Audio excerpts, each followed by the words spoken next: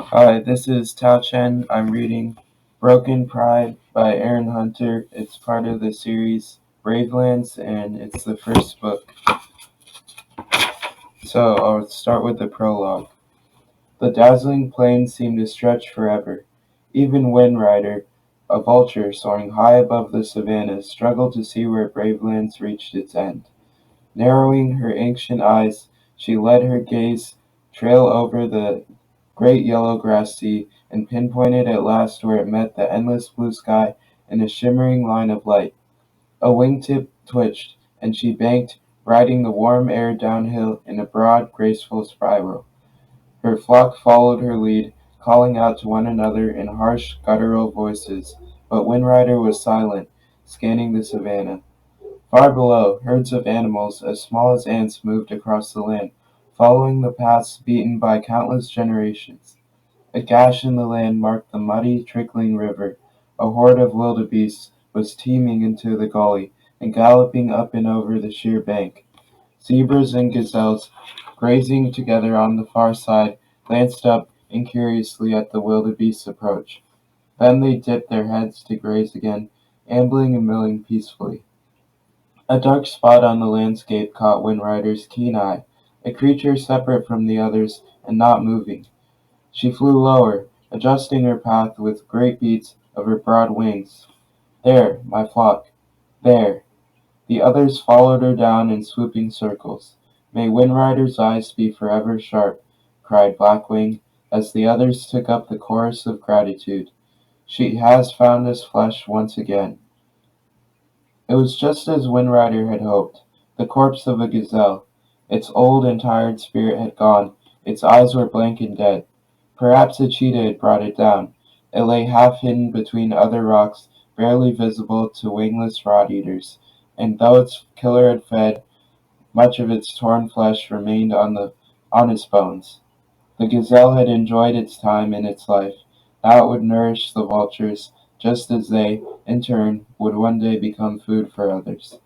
All was as it should be, or at least so Windrider hoped. "We must test the flesh, brothers and sisters," she called. "Then we can feed in peace." Windrider tilted her head, banking sharply into the land. The other vultures, flapping and clamoring behind her, her claws touched the gritty ground, and she hopped a couple of paces towards the gazelle. With a glance to the birds on her right hand and left, Windrider nodded once. "A bad death will linger with the fallen." "May the Great Spirit always grant good death," chorused the rest of the flock. Each vulture tore a thin strip of meat from the carcass's flank, gulping it down. They all paused, looking to Windrider for the final judgment. She closed her eyes briefly. "The kill is clean," she reassured them at last. "Feed, my flock."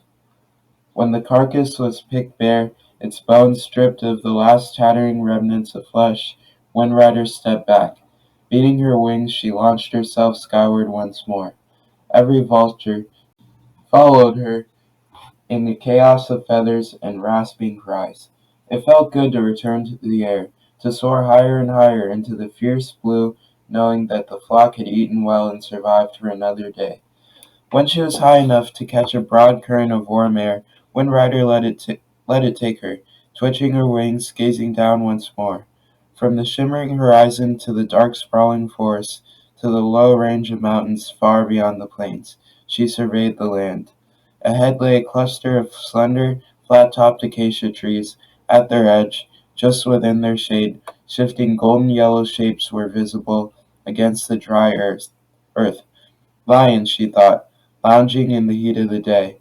"They will not hunt for now," remarked Blackwing, following her gaze.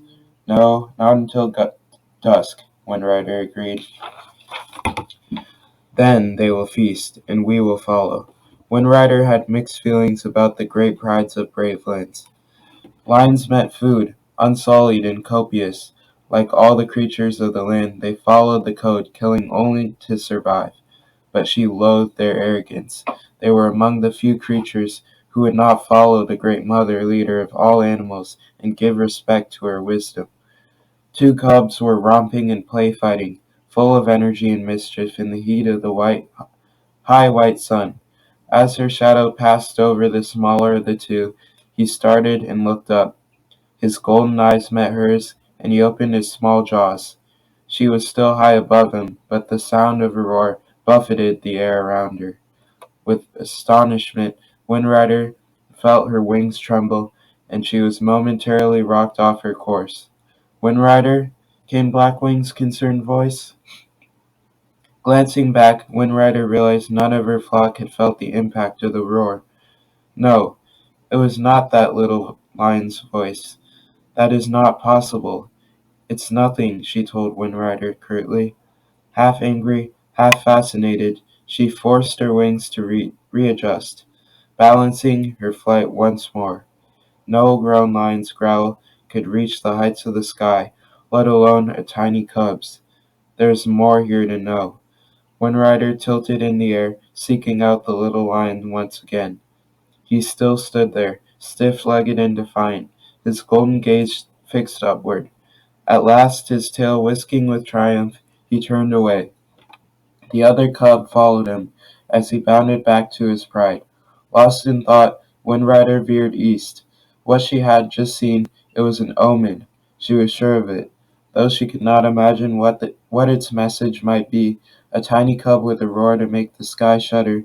This is a vision, a portent.